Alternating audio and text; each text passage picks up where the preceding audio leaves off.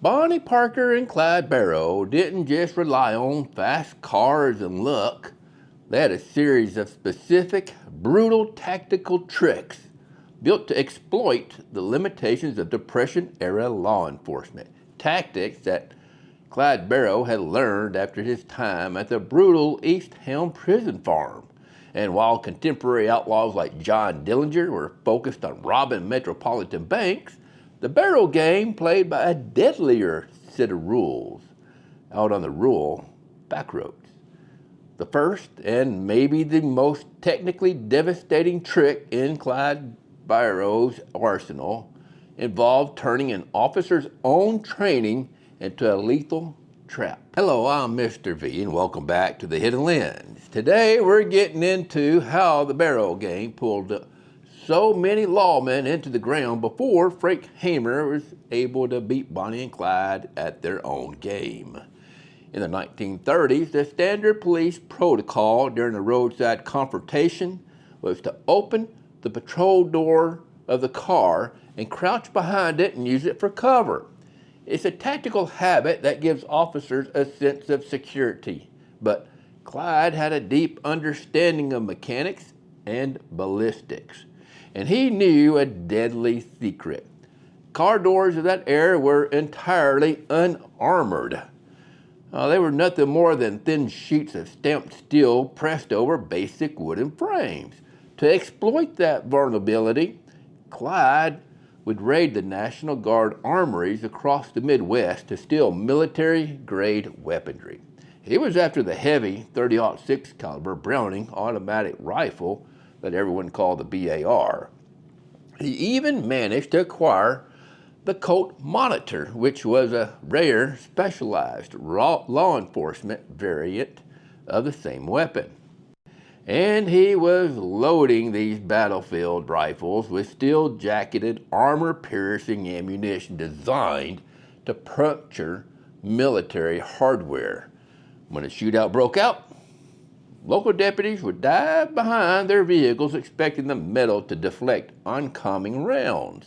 Instead, Clyde's heavy velocity military-grade bullets would slice through the automotive body panels and the car doors as if it were paper. The brutal reality of this ballistic trick got demonstrated on August the 5th, 1932 in Stringtown, Oklahoma. Clyde Barrow and gang member Raymond Hamilton had driven to a rural outdoor country string dance. Seeing a suspicious vehicle parked near the venue, Atoka County Sheriff C.G.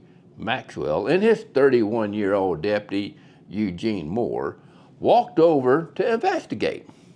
The moment the lawman approached the vehicle, the gang opened fire.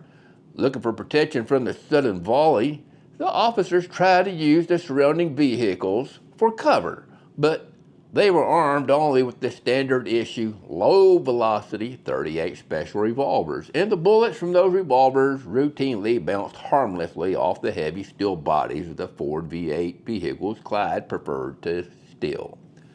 Clyde unleashed a wall of high-powered rifle lead that punched straight through the vehicle's metal skins. Deputy Eugene Moore was struck by the penetrating rounds and killed instantly. Sheriff Maxwell survived, only by a miracle, taking 7 gunshot wounds as the armor-piercing round shredded the area around him. The gang had just demonstrated that standard police cover was useless against military-grade firepower. When the gang wasn't relying on raw ballistics, they turned to psychological warfare using a lethal trick built on deceit, the faked compliance. Clyde knew that despite the rising violence of the time, the average rural highway patrolman or deputy was fundamentally dedicated to public service. On isolated dirt roads, officers routinely pulled over to check on motorists who appeared to be having mechanical trouble or who were resting on the shoulder. The gang weaponized that innate professional courtesy, transforming routine welfare checks into point-blank execution zones. The execution of this trick relied entirely on lowering an officer's guard. The gang would park their vehicle on a remote road, staying entirely still inside the cabin. They were probably sleeping. To a passing lawman, the occupants looked completely non-threatening. Just a young, ordinary couple stranded on the countryside. This deception was designed to make sure the officer walked up to the driver's side window with his weapon holstered. He'd have his hands at his side and his mind at ease. The gang would wait until the officer is mere inches from the door before suddenly leveling shortened shotguns and rifles directly at the officer's chest, firing before the lawman could even register a threat. It's one of the reasons the Barrow Gang would shorten the barrels of their long guns so that they would be used in compact areas much more easily. This exact psychological setup led to one of the most infamous atrocities in Texas history, the Grapevine murders of Easter Sunday, April the 1st, 1934. State Highway Patrolmen Edgar Bryant Wheeler and H.D. Murphy were patrolling Route 114 near what is now South Lake, Texas. Spotting a car parked on the side of the highway, the two young patrolmen pulled over, believing a motorist needed assistance. Because the setting was a quiet holiday morning and the vehicle appeared calm, the officers walked towards the car completely unaware that Clyde Barrow, Bonnie Parker, and gang member Henry Methvin were waiting inside. The patrolmen were lured into a complete dead zone. Before Wheeler or Murphy could even reach for their service pistols, the gang unleashed a sudden, close-range blast of gunfire. Patrolman Wheeler was struck by a shotgun blast and killed instantly. Murphy, on his very second day of duty, fell to the ground severely wounded. According to witnesses' accounts from nearby farmers, the shooters casually stepped out of their vehicles and fired upon the dying officer at point-blank range. Murphy's ammunition was found still tucked inside his pockets. He had been granted absolutely no time to defend himself. By faking helplessness and compliance, the Barrow Gang ensured their victims were executed before a single thought of danger could cross their minds. The third trick was how the gang defended a hideout. Overwhelming firepower from above. Whenever the gang stayed in one of the places for more than a few days, Clyde meticulously selected rented properties that offered clear, elevated vantage points over the surrounding streets, like second-story garage apartments. They lived with their weapons fully loaded and clean, setting out in plain sight. The trick to their hideout survival was not evasion, but sudden, overwhelming suppression. Clyde recognized that when local police departments or small-town sheriffs went to investigate a suspicious property, they usually arrived in small numbers, expecting to deal with petty bootleggers or local vagrants. The police would approach on foot, exposed in driveways or open yards. The moment the lawmen stepped into the open, the gang would launch a coordinated ambush from the elevated windows, using shortened, cut-down BARs that Clyde had hacked down with a hacksaw to make manageable inside tight rooms. They could unleash a massive volume of rapid automatic fire down onto the approaching officers. This instant wall of lead pinned the lawmen behind inadequate cover, forcing them into panic retreat and leaving them exposed to fatal hits. This exact tactical layout triggered the explosive Joplin, Missouri shootout on April 13, 1933.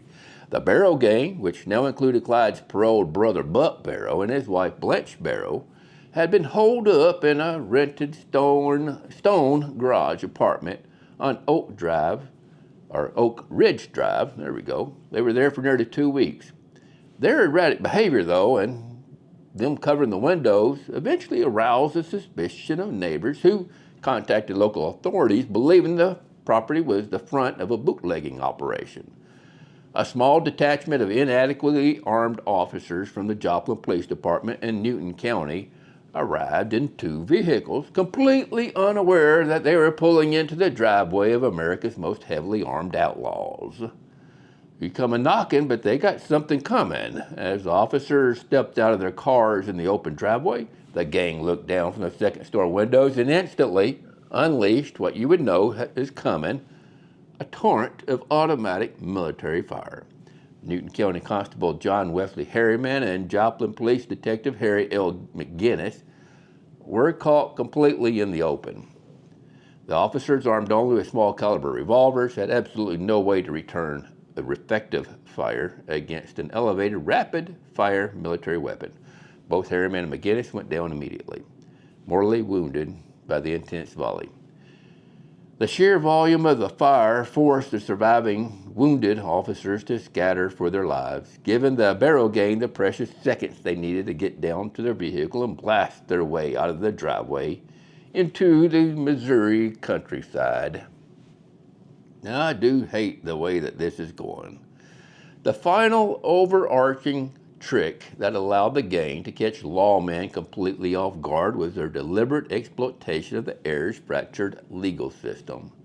Local police departments and county sheriffs operated as isolated islands, completely cut off from neighboring territories. They lacked interconnected radio networks and shared criminal databases between the departments. The computerized teletype system that came later, well, they didn't exist yet because they came later. On top of that, their legal authority ended strictly at their county or state boundary lines. Unless your name was Frank Hamer and you got some friends that were from around there and y'all used those jurisdiction to do what you needed to do and no one's going to press charges. Okay, Clyde Barrow recognized this massive administrative flaw and weaponized it into a highly effective tactical advantage. He mastered the geography of the American Midwest and South, intentionally mapping out escape routes that zigzagged across state lines.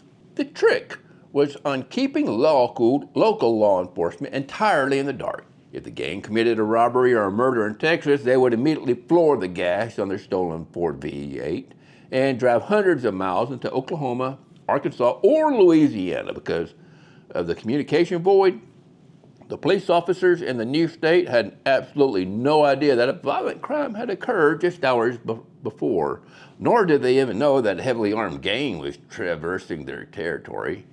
When the local officers encountered the gang during routine traffic stops or roadside checks, they approached the vehicle with a complete lack of urgency, treating the occupants like ordinary travelers. By keeping the police blind to the proximity and the recent violence, Bonnie and Clyde ensured that any sudden encounter instantly turned into a one-sided slaughter.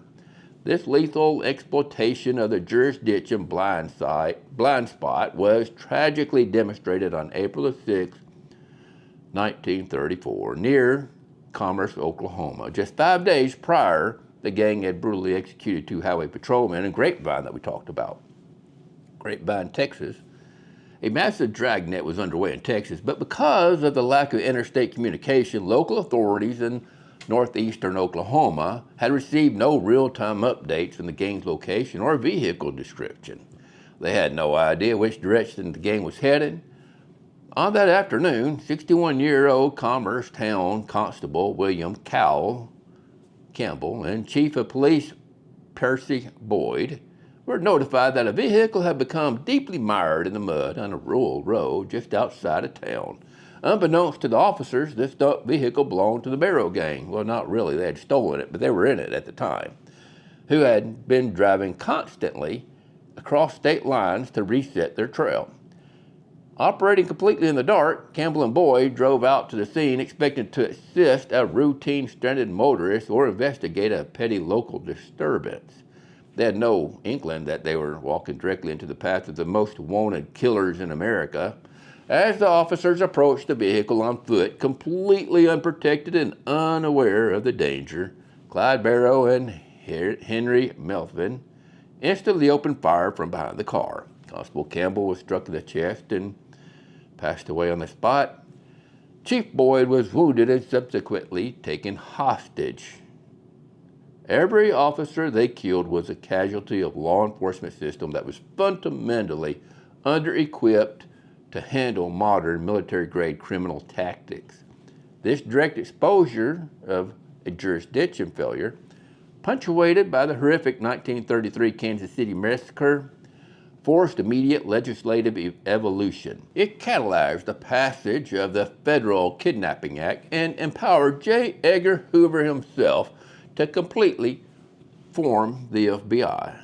That bloody reality eventually forced American policing out of the horse and buggy era, compelling the government to federally arm law enforcement and unify it with a modern force, finally bringing the Barrow Gang's tactical reign of terror to an end in Bienville Parish, Louisiana. If you like this one, go ahead and subscribe to the channel. I'll see you in the next one.